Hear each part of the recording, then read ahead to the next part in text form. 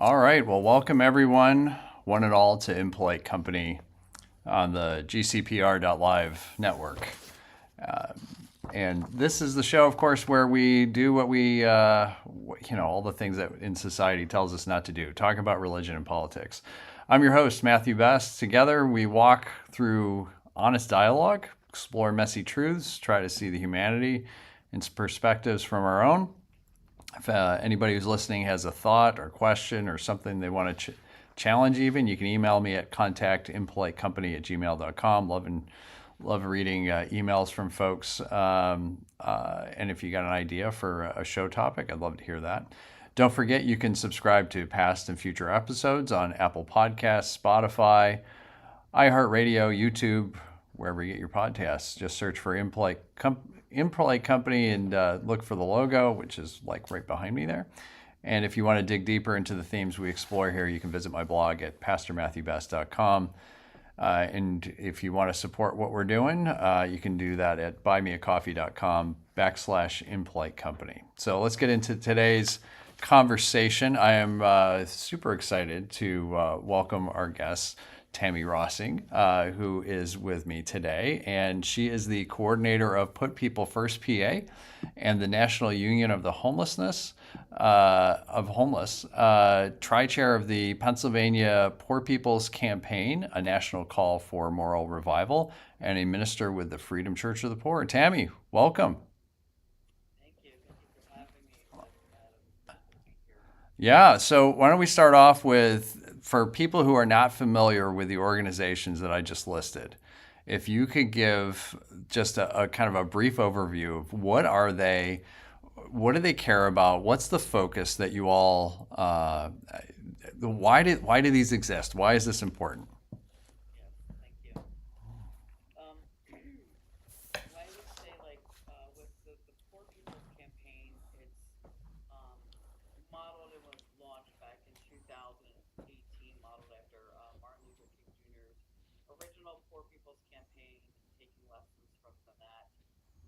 It's essentially like what we refer to as like a moral fusion movement, right? So it's about all fronts of struggle coming together, all faiths, even folks who might not practice any said religion, but it is about coming together across all lines of division.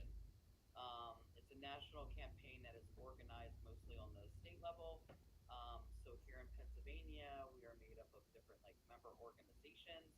Put People First PA and the Pennsylvania Union of the Homeless, as part of the National Union of the Homeless, are a part of it here in Pennsylvania.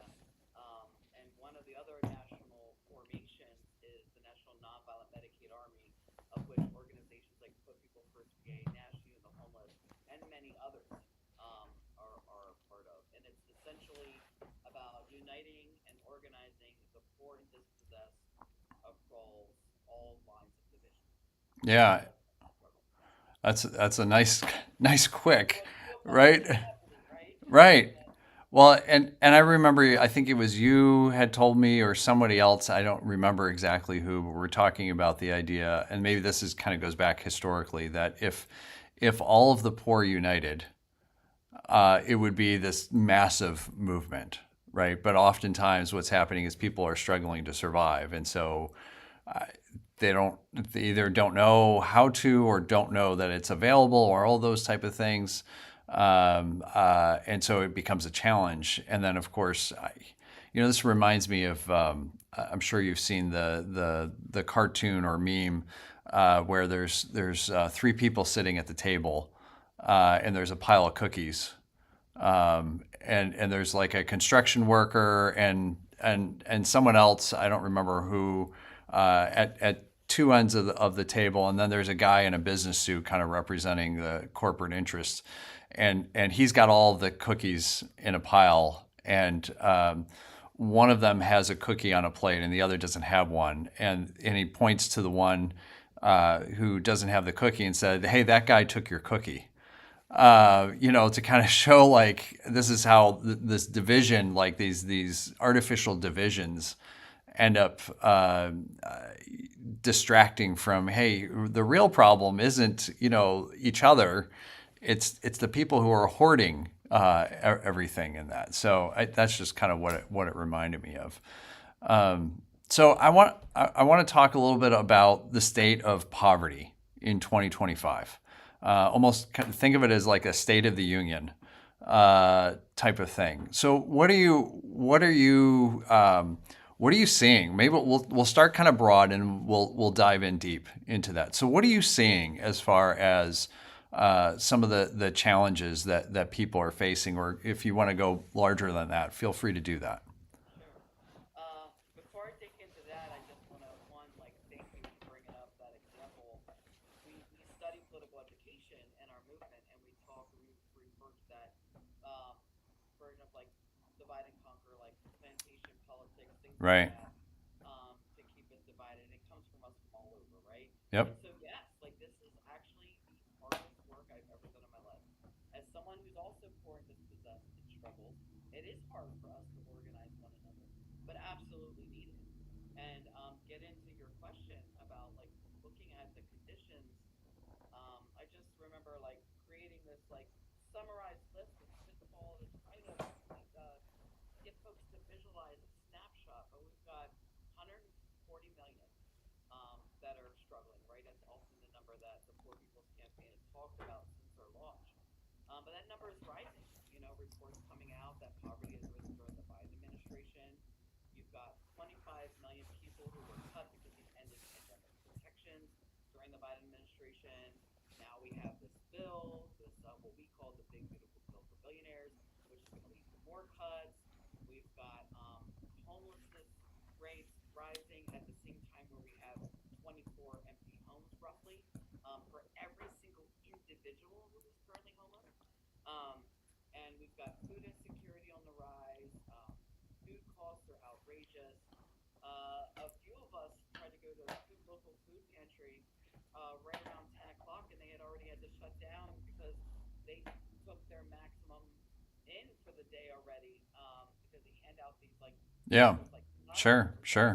lunch, and they only opened up at 9:30. So when Wow. we got there at 10, it was like, nope, sorry, we already reached our max limit. Wow. Um, and we have one of the highest incarceration rates. At the same time, we're spending over $800 billion a year on the war economy. I mean, I could go on, but that just gives you that summarized like this is reality. Like we are struggling. Rents are high. It's hard to afford anything. I'm a healthcare worker. Mm-hmm. I work in mental health care, and I live paycheck to paycheck. Even with getting Medicaid, so I get Medicaid, MAUD, Medical Assisted Workers with Disabilities. Our household does in fact get food stamps. I work as a healthcare worker, and I cannot survive. Yeah. It's really really bad.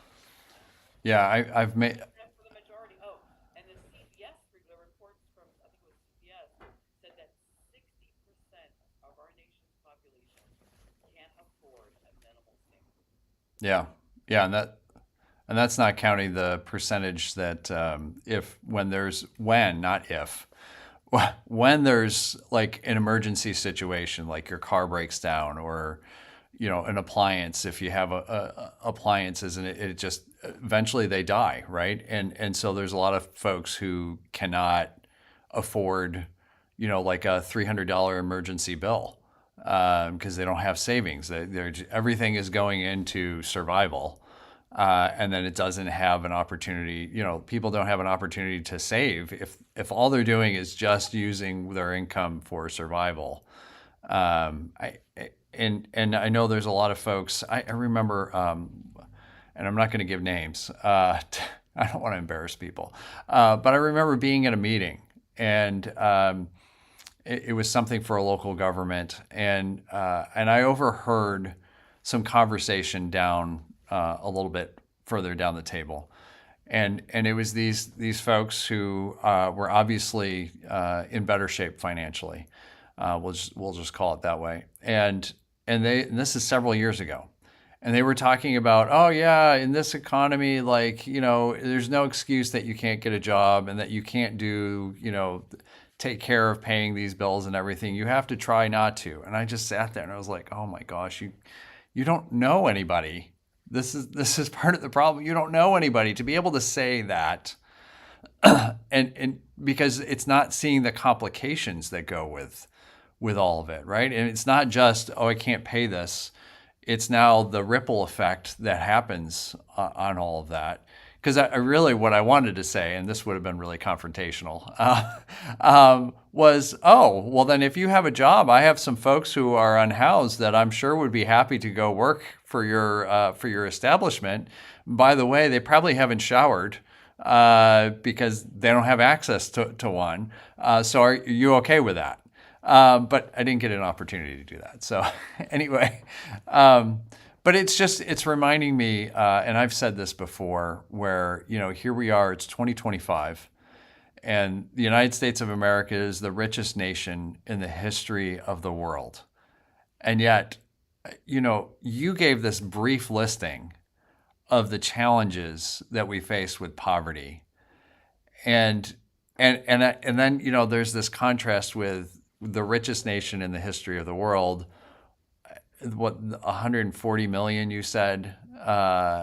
That's mind blowing to just think about that. I don't even know where to start with that, but it's mind blowing to me. Maybe we can dive into some of these individual topics. So you talked about Medicaid cuts, and that's from the bill that you talked about, the big ugly bill.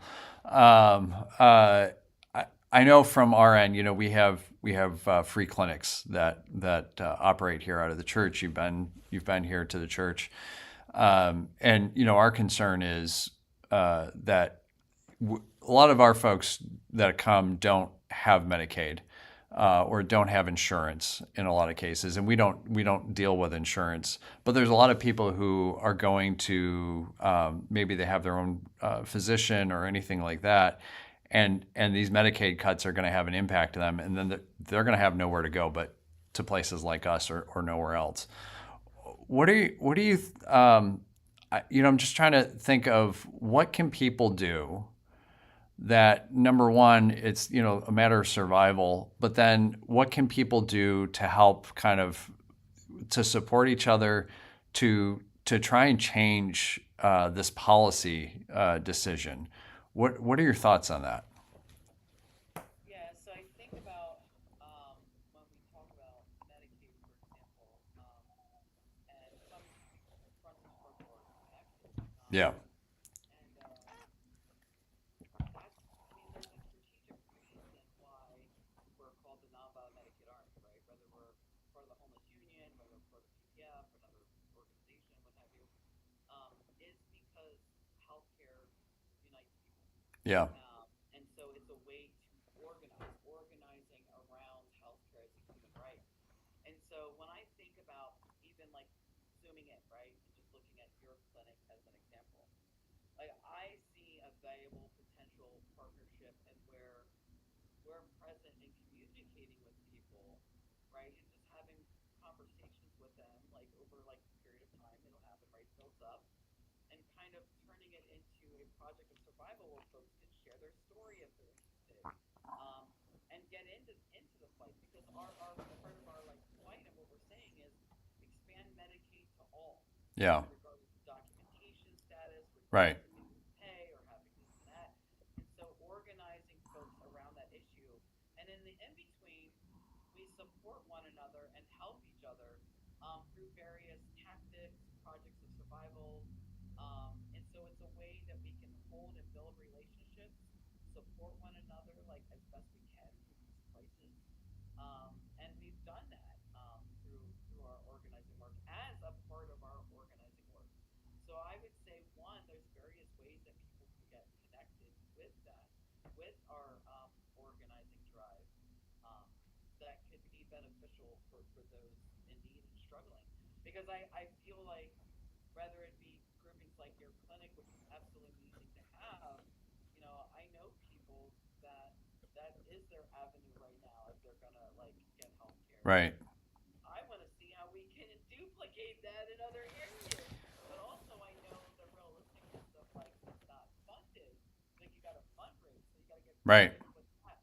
Yep. But that also comes into imagine all the different ways that people can get connected and get organized and build a network, right? Yeah. that can be sustained and support one another through these efforts, through partnerships and things like that. Yeah. But that's that it is. I've also said that the existence of our clinics is a symptom of the problems that we have with our healthcare system.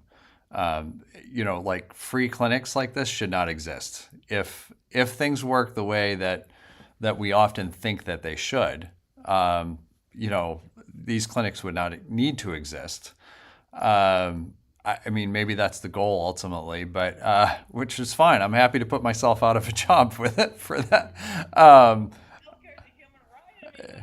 Right. Yeah. That's far more important than having these in there. But I think you're speaking to the idea of there's lots of different ways that this can happen also, and I think that's really important. I do want to ask you about this because we were touching on this a little bit of the challenge of organizing, the challenge of getting people to engage when they're struggling to survive, when they're exhausted, when they're frustrated.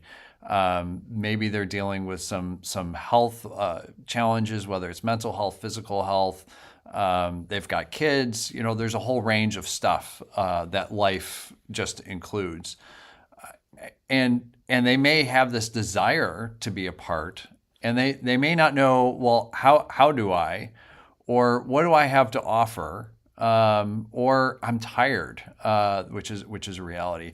What are some things that you would share with folks that would kind of say, yes, we understand, and yeah. I mean, I would say that that's the majority of our membership. Um, and that it doesn't mean like when we do an activity, like let's say we started setting up at your clinic, whether it's there or elsewhere, right? And we were meeting folks and having conversations. Well, it starts with that, right? And then from those different base building, we call it base building, right? So we different base building activities. We follow up with people. So we might meet them initially at an activity, whether it's a door knocking, setting up somewhere, partnering with somebody.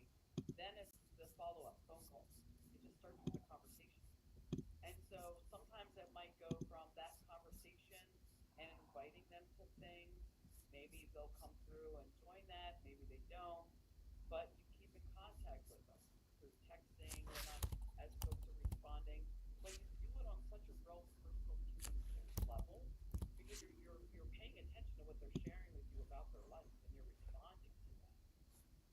And sometimes through those conversations, things will come up and it'll be like, well, we could do a call in day action for you. That's not right that you're here and she's denying that, or what have you. And then they get activated around that. But we have a sort of like, I mean, it's different for each of the organizations that are part of this poverty abolitionist movement. But like, it's looking at it as like a new member enlistment process. I know that one organization came up with that some of us utilize as a reference. It takes people to baby steps. Mm-hmm. You know what I mean? Because like that's just the reality because everyone's struggling. Right. But it's starting with that conversation that's then leading to maybe a legislative part telling your legislator your health story, right? Or writing your story as a healthcare story as a Medicaid Monday.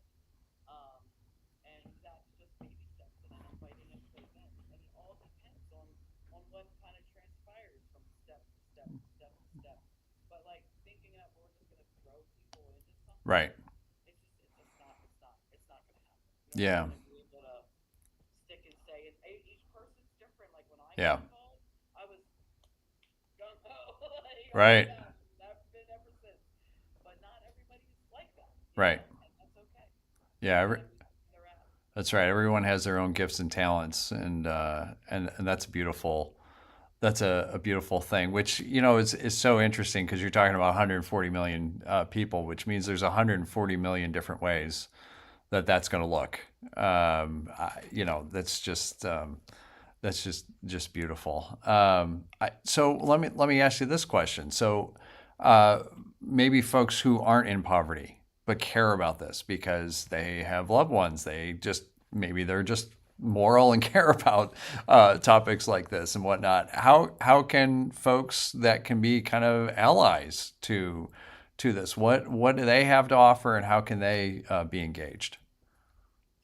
Sure. So maybe they don't see themselves as someone that would want to particularly be a part of one, the the organizations in this way. I mean, you don't have to necessarily be in the intermediate struggling to support or be a part of something. So there's always helping us out or coming to our events and activities. There's always donations, right? We're grassroots. We're the poor organizing the poor. We don't get any mass donors and whatnot. We ain't got time to sit down trying to figure out how to write a grant, right? So like, so donations is one way, and I also think there's other ways to materially support. So often, like, we'll post and say, "Hey, we're doing a drive, for this. We have folks that are looking for this." Supporting in that way. I also think about how in Pennsylvania here, it's really in the baby stages, so to speak. So Mm-hmm. it's like new, it's forming, it's developing. But modern day Pennsylvania Underground Railroad Mm. is wanting to build this network. And so far, it's got a strong folks like grouping of folks that are in like South Central. But we want to build this out like statewide, and it's going to be structured in a way where we're helping to support the folks that are coming in and organizing, um, or it could be sorry, could be like the group of folks that we would spread the word if we want to take direct action on something that's happening. Um, just thinking about the various ways like encampment sweeps or whatever, tackling immigrants or the queer Mm-hmm. community, like just to be clear, like they just seem to be attacking us everywhere. Yeah. Um, and so that structure is set up to do that and build kind of like a project of survival network, right? Like that's part of why we wanted to pull you in because you have your health clinic, you Mm-hmm. have your church, right? So let's build this network and be connected and support one another to be able to not only like want to maintain a health clinic like yours, but also how can we connect with that base that's getting those services? And perhaps we're connecting with people that need that care, right, to be able to be in a better place to organize, right? So I think about like things like that, like the Underground Railroad is probably a really good position for folks like that to do. Yeah, that's a great analogy. I really like that. And you keep using the term project of survival. And I want to just talk about that because there's probably a lot of folks who don't know what that is. So maybe you could give a brief explanation of what's a project of survival. Gotcha. So we've often like our understand things like charity type projects. We have nonprofit food pantries, this and that. Then you have mutual aid that might also, whether they be pantries or other things that kind of work with existing network and they meet a need. A project of survival is an element that is meeting a need, but then also aiming to organize the folks in the community um, through that said uh, project or activity. Whether it may start out as charity or mutual aid, but it goes a little like further than that. Um, so, for example, trying to think of a recent example if I could. Like we used to set up at a food pantry and did what we call the People's Clinic. So we offered help with state benefit signups and appeals, organizing conversations. If you want to share your story, that's sort of like an example of it. I think about how when we've done through part of the Winter Offensive, we've done like MLK Day events where we've done clinics, um, and like I think we had what we called a health and resource fair one time. So we had one folks like somebody feeding folks. We had somebody from a local agency that offers like care, so they wanted to like share that, and then we had somebody giving out like some food, or we had like gloves and scarves and hats, so I think about that, right? So like, but not only are folks able to like get these things and meet their need, but it's essentially learning about the organizing work. It's having organizing conversations, and that's sort of what turns it into a project of survival. Okay, that's helpful. Yeah, I'm sure because there's a lot of people they hear that and they're like, "Well, what is that?" And if they're not, And it uh, comes from studying like historical movements of the past too. right, right, Like, oftentimes we might learn a different Right. I mean, I don't remember that well, but what I remember, I don't remember learning until like after the fact. What's the part that I'm about to say? But they essentially referred to their people's clinics, their uh,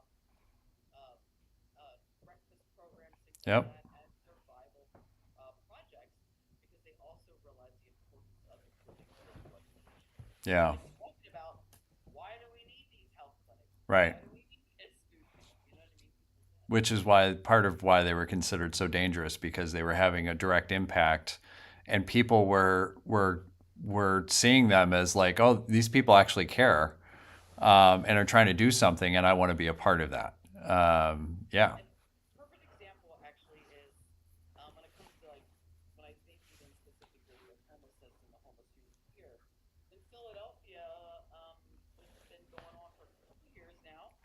They started setting up. There's a little video about it too. They started setting up with just like a dozen donuts, some coffee. They started setting up across the street from a um, intake center or service Mm-hmm. center or something where Sure. somebody's experiencing homelessness. They go there Yeah. and having conversations with people. And they were consistent. They picked the time of day every Friday morning. They are there bright and early for the people that stand in line and go into the center. And they're there up until a certain point, even as folks like go through and go in. And they offer various things. They have conversations. They have a survey. Through that time period of the last couple of years, they connected with people by being consistent. That's the other important part about Project of Survival is an ongoing consistency because not only are the folks that originally set that up and that are there, but as time goes on, you're meeting new people and more people, and they're coming in, and that's how the folks in Philly built a homeless unit through the Pennsylvania homeless. That makes so much sense. It's the idea. I remember in my previous call, we would go over to the truck stop. Maybe I told you this. We would go over to the truck stop, and we had found out that people were living in their cars in the parking lot, right? And of course, people live the parking lot of truck stops because there's showers, there's laundry, there's food, there's a warm place, when it's cold and all that, right? So we would go over just to be with people and to do laundry with folks, make sure they could get a shower, get a meal, that type of thing. And that consistency was so very important. Like they knew we were going to be there twice a month. Here's when, and all that type of stuff. And our whole goal was we're going to see people's humanity. We can't do a whole lot. We're not wealthy, but we're going to do what we can. Cleanliness is extremely important, so that people can work, so they can, just be human. And I remember some people asking like, oh, are you going to start a this or that or the other? I'm like, I don't know where this is going, but let's just let it take its natural form and kind I of, think it's probably meant to them though. oh yeah, I know, like when I mean, as someone who has experienced homelessness a couple times throughout my life, like you know how good it feels just to get a good shower yep. and some food and like yeah, it means a lot to people. And to feel safe for Yeah, a little bit of time of you're with people that you can be safe, that you don't have to worry that they're gonna hurt you or they're gonna steal your stuff or anything like that. That was always the biggest thing that I remember. Is initially people are kind of like, well, what are these crazy people doing here?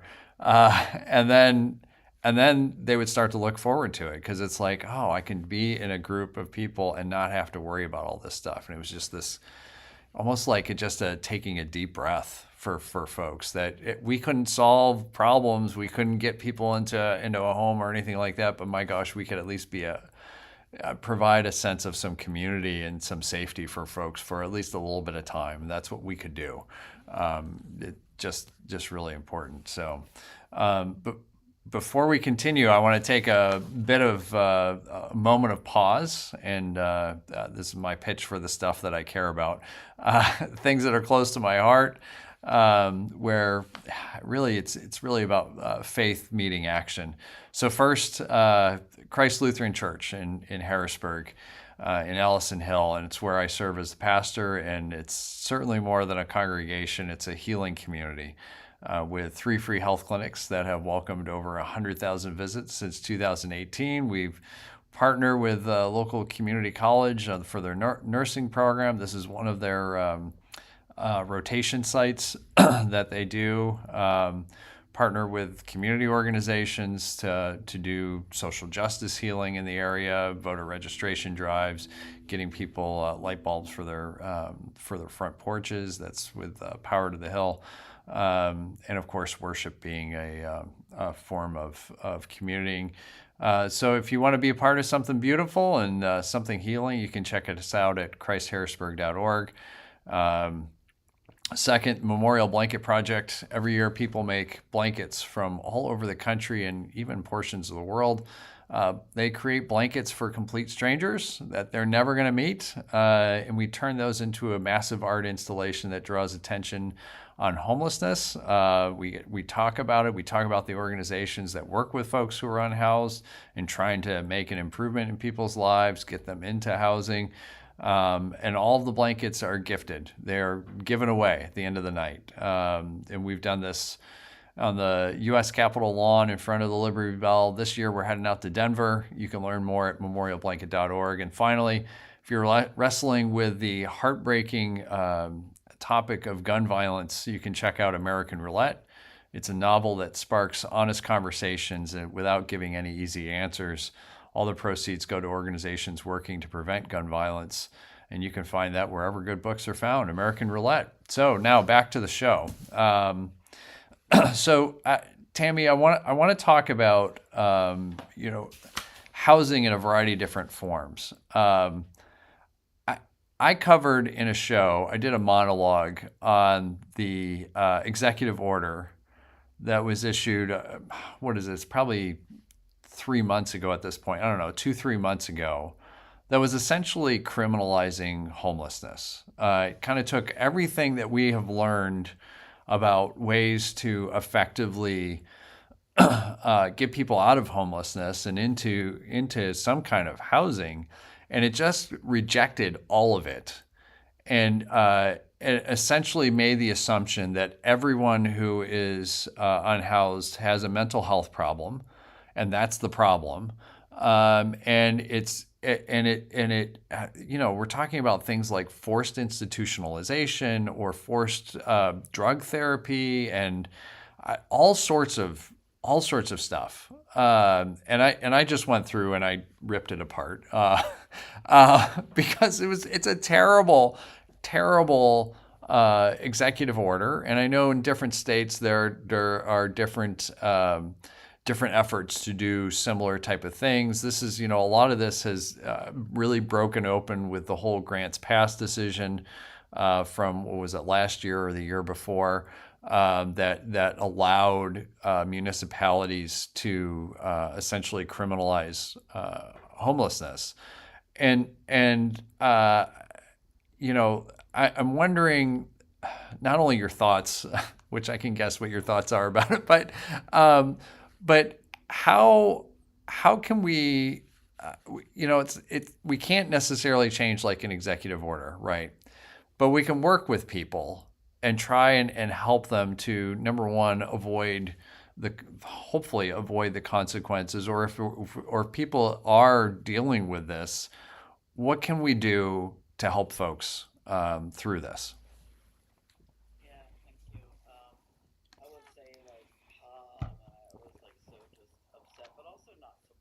Yeah, right. You just feel like what I sort of see over the last several years, honestly, is just like the conditions get worse. The poor always seem to pay the price. Yep. That we live in a system that creates the problem and then criminalizes us for the problem. Yep. It's like it reminds me of that book or whatever, and it always stuck with me since I was a kid. And I'm just like, that is so true, and that is essentially our reality, and that our response and the way to get out of this is not going to happen overnight, but we gotta organize, and we need to make like base building projects of survival, building up these networks, a priority.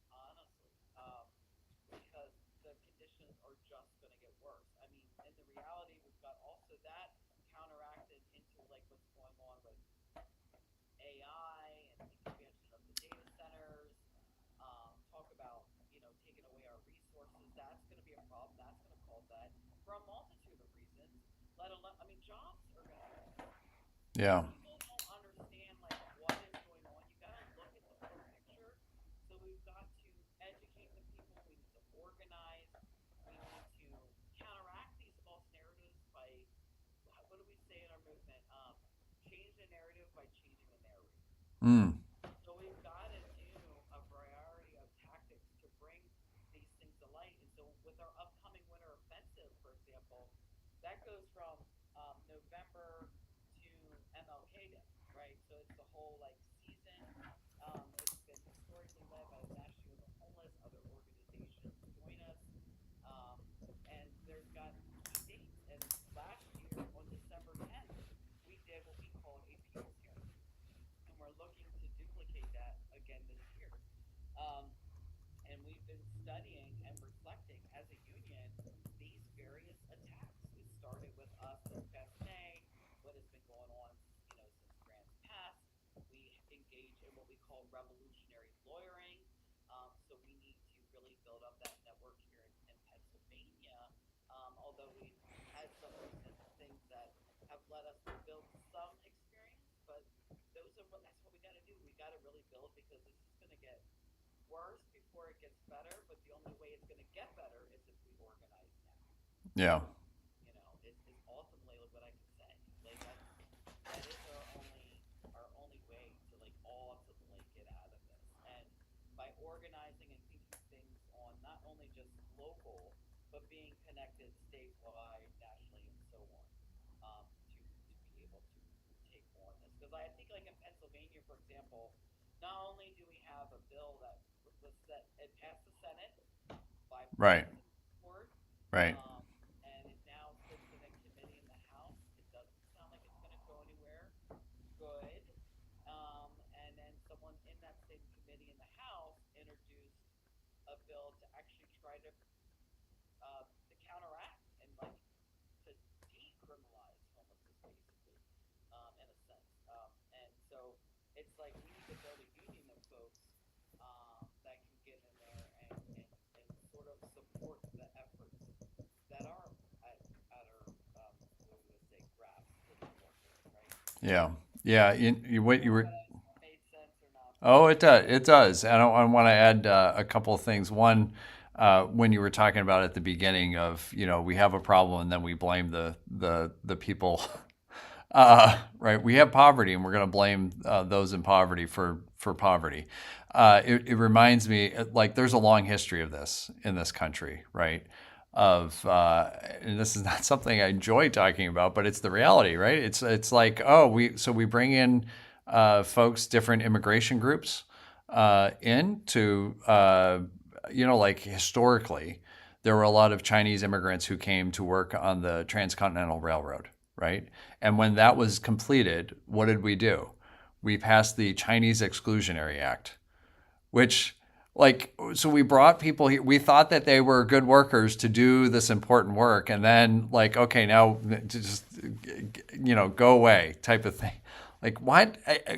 That makes no sense. But uh, so that was the first thing. It just came to mind. Oftentimes we're dealing with long historical trends and systems, and so this is one of the things that I tell people is this is nothing new. We have gone through periods like this, and not just in this country, but human history has this tendency to be in cycles and to do these type of things. And then we're like, hey, by the way, this really is not a good idea, and then change. The second thing, you're talking about the bill in Pennsylvania, and there was a couple of us that went and met with one of the co-sponsors in the Senate. And with the staff, we got to meet with the chief of staff, which was fine. And it was actually a very good, productive conversation. And we were able to share stories because we were representing also, not only were we constituents, but we were also representing various aspects of working with folks who have been unhoused, whether it was going over to the truck stops or the Memorial Blanket Project, or it was Pat LaMarche who went with me, who has literally worked in shelters and has stayed in shelters across the country and all that type of stuff. And so, we were able to have this fruitful conversation to hopefully kind of get a sense for the staff there to talk to the senator about, hey, here's the reality of homelessness. Here's the reality, and criminalizing it is not going to help. It's going to make things worse because now then people are going to have a record, and then good luck getting, like it just spins things out of control so much further. And so I also want to encourage people to go and meet with their elected officials to have those honest conversations. Like you can go in, and we went in with the notion that, okay, we're going to have a calm conversation so that they're going to listen. They're already co-sponsors. So the likelihood is we're not going to change their mind. So there's no point in yelling. But we're going to have a conversation and we're going to say, hey, have you considered that maybe it's not as easy? And part of the conversation came up because we said, why sign on to something like this? And the surprising answer, honestly, a lot of times comes is because they were asked by another legislator, and they're trying to they're like, well, if you sign on to my thing, I'll sign on to your thing. Like that's right. And so it's not even oftentimes for our elected officials that they are like really care deeply about whatever the whatever the bill is. They're not necessarily engaged in how this is going to impact and all of that. And so it's not that they're like, oh, they're like horrible, vicious, terrible people. It's their focus and what they're focused on is going to be different. And so this is the importance of going and meeting with legislators and meeting with the staff and saying, hey, by the way, maybe there's a different approach, and why was this important? Why did you think this was important? What were you told about this? Here's some other realities in that. So that was the second thing I wanted to add. And then the third, you're again, I'm going to give you an opportunity here. You're talking about the winter offensive. So like that brings to mind so many different so many different things. What is that? Tell people about that. Yes. So the winter offensive actually was a pivotal organizing drive in the original homeless union back in the late 80s, early 90s. And the homeless union of today, reestablished in 2019, they reestablished the winter offensive. And I can say with each year since 2019, it gets like stronger and stronger as we continue to build. I mean, they're setting the stage for us. The more worse they make conditions.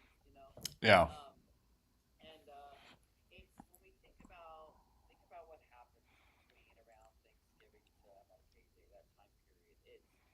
You've got the holiday season, you've got the charitable acts, folks do things to make you feel good. It's that time period. It's celebrate Jesus' birthday. It's this, and this. Um, and you'll have folks that'll do, whether it be like a community meal or something for Thanksgiving and this and that. And um, just because of the way things have been historically, it's like we want to counteract that charitable moment. We Yeah. want to show the contradiction. So it's totally okay if 50 people want to camp outside a store to get the sale price on Black Friday, but you camp out because you have no place to go. That's a crime, Right. right? Right. So just to show these contradictions during this time, and it gives those of us who um, this time of period is like hard that have been through this struggle or even are going through it right now. Think about one's mental health and Yeah. how it's very depressing. It's that time period that brings that on, and it's a sense to have folks not feel so isolated, not feel so alone. We have power, like we have slogans that are like, change not charity, power not pity, homeless but not helpless. How can you worship a homeless man on Sunday and walk over one on Monday? So we have key dates that we highlight and can do various actions and activities and protests around the entire season. Um, and we have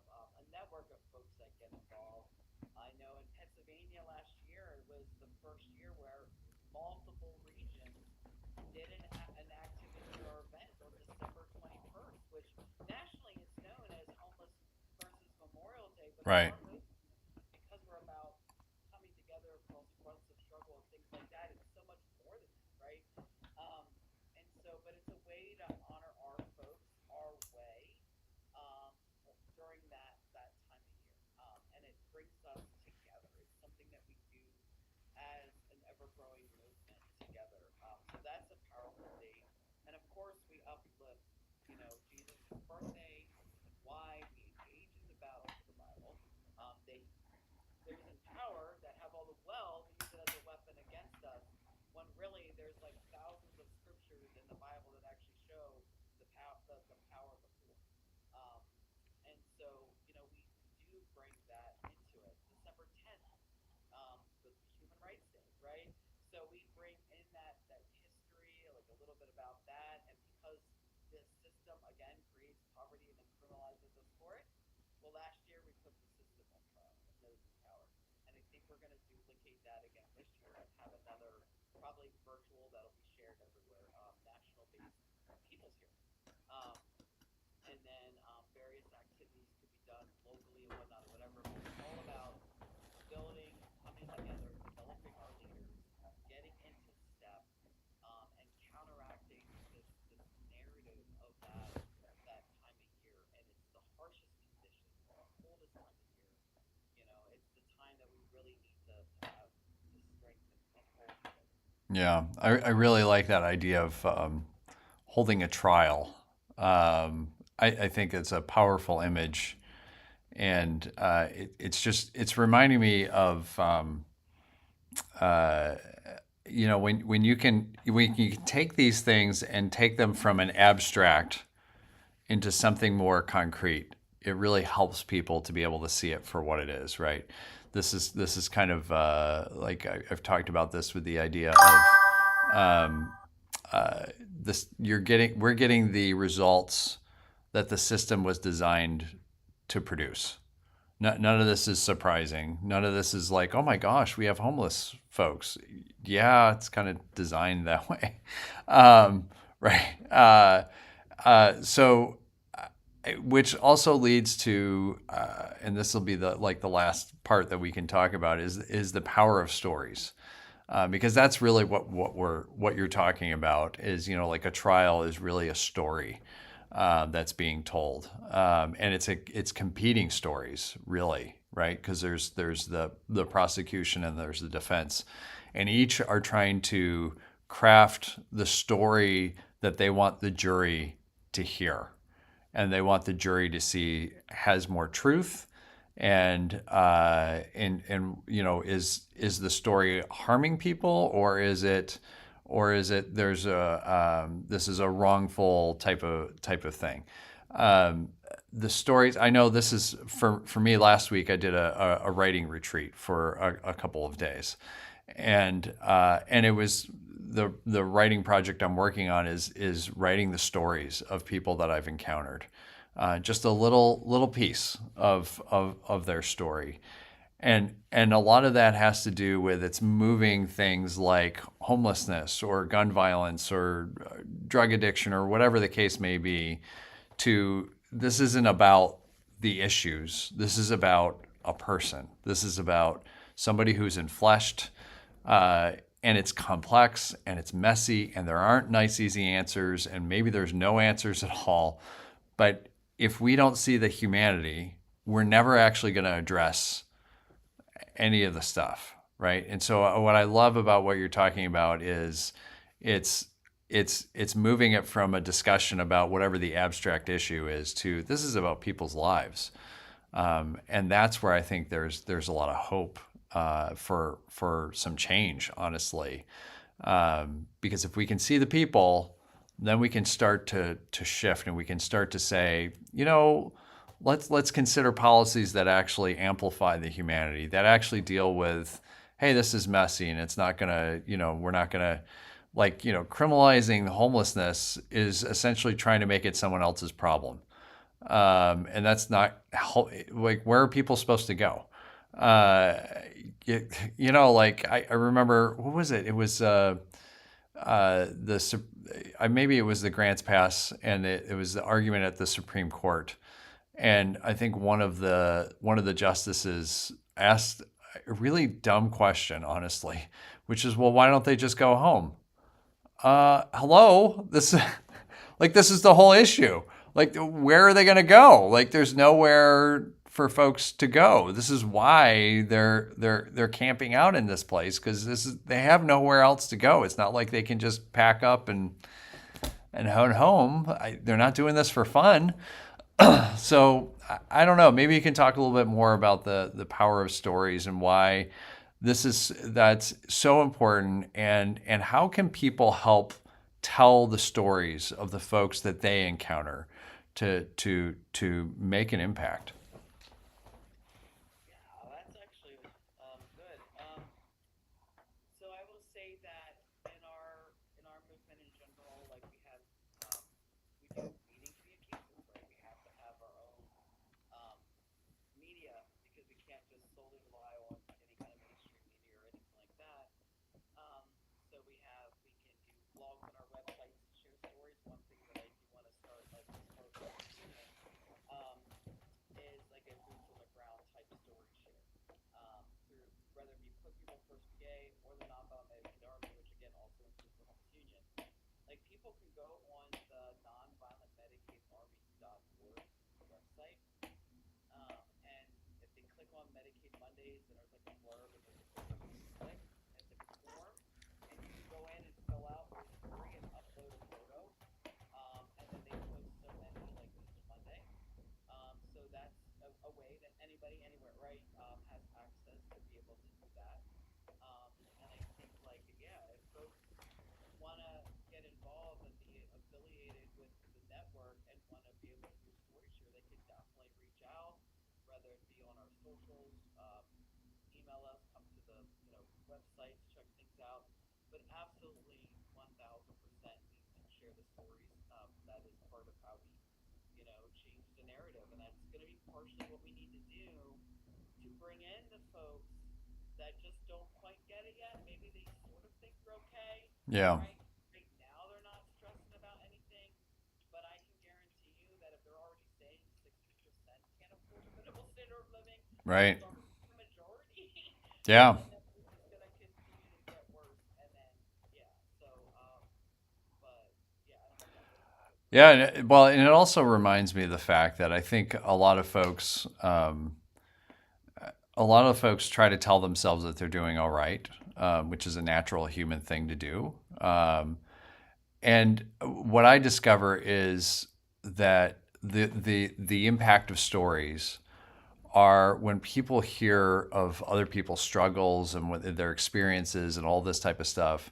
What it does is it tells people, and they hear these stories, and they're like, "Oh, I'm not the only one who's experiencing this.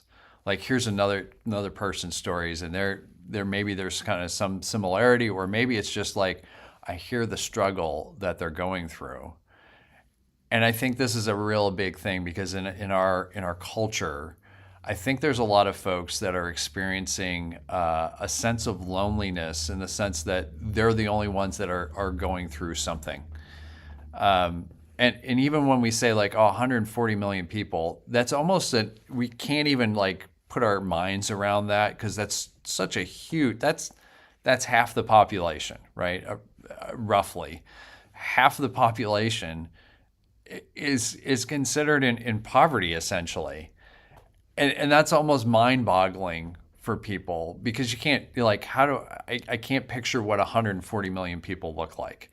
But when I hear a story, or when people hear a story about a person and they have a name, and then they hear the things that they're going through, and it's like, oh, I can identify with what's happening there. Oh, and I'm not the only one who's experiencing this. And I think that's where it's really important, because then there's a sense of hope, like, oh, okay, I'm not alone, right? That's God's. I think this has been my experience. Is talking with people, and they have this sense that they think they're alone, and the reality is they're not alone. They're actually part of, as you said, like there's this huge majority, and that are all experiencing some variation of these things.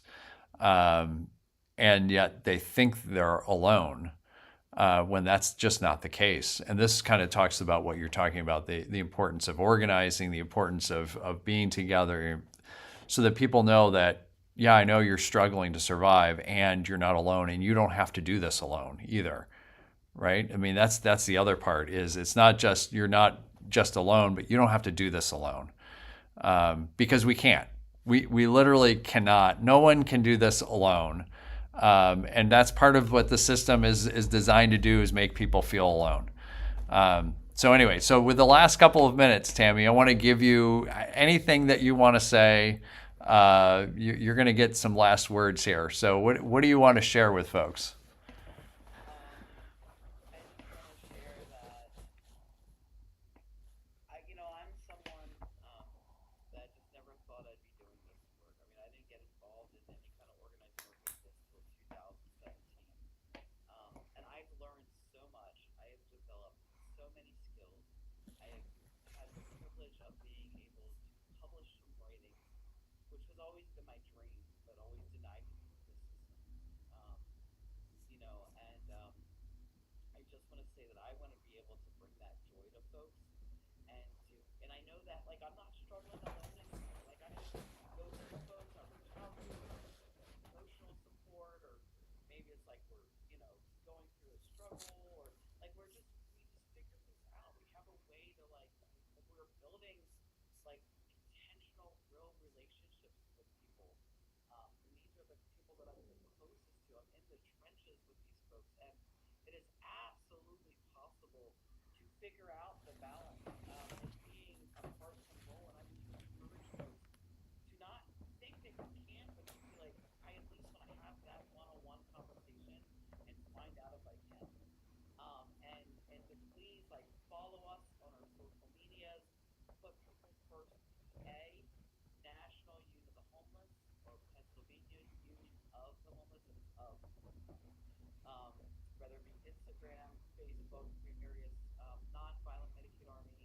Um, that's part of our network. And the Cairo Center, the Great Interpreter Corps, will also be doing some things on our Sunday evenings for the Winter Offensive. And if you follow us on like social media or sign up to get involved, you can go to our website. Um, same names, the names of the organization.org. To get involved. It's that time. Our very survival as a human race depends on us figuring this out and coming together and organizing. Like our very actual survival. Like Yeah, yeah, we need to come together. And I believe that this is one way for those that have faith, right? This is like a calling for me. And I can say that I feel like this is our way of really truly bringing heaven on earth and with really abolish poverty.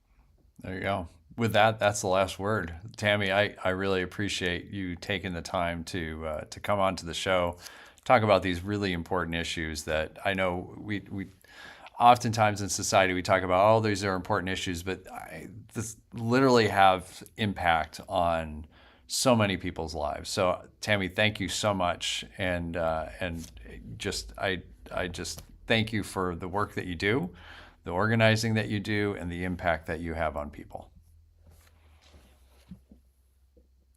And with that, we will see you all later.